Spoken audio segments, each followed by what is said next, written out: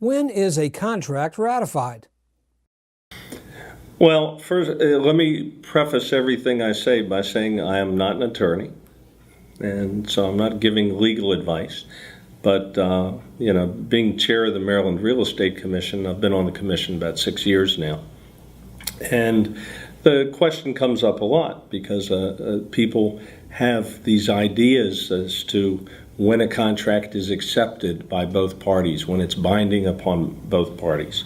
And the reality is, what people forget, in a short sale, the two parties to the transaction are the seller and the buyer. It's still the seller's home. If you go to the courthouse and do a title search, it's the seller's home. It's their property to do what they want with. So when they reach an agreement with the prospective buyer, the meeting of the minds is between those two parties. That's what causes that agreement to be accepted and be in place. I never like to use the term ratified. It's overused. Now, there's a contingency in the contract with the short sale. And in fact, there might be several contingencies. Some of the contingencies might be home inspections, could be termite inspections, could be financing. But one contingency that's always there in a short sale is that the seller has to go to their mortgagee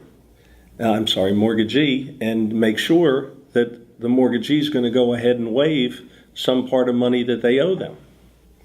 And if they say no, based on the payouts and the seller's financial position, because they're looked at very hard.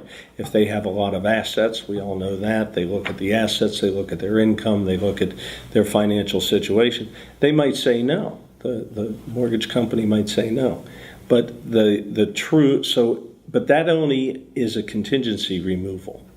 It doesn't, and then of course, if the contingency can't be removed, of course the contract would probably end up being void.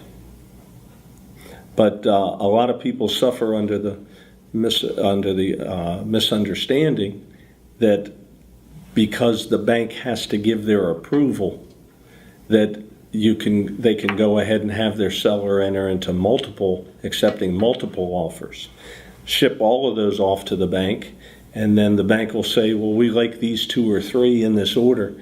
But the bank's not a party to the contract. All the bank is doing is answering the seller's question of, will you forgive some or all of the money I owe you? And people need to remember that.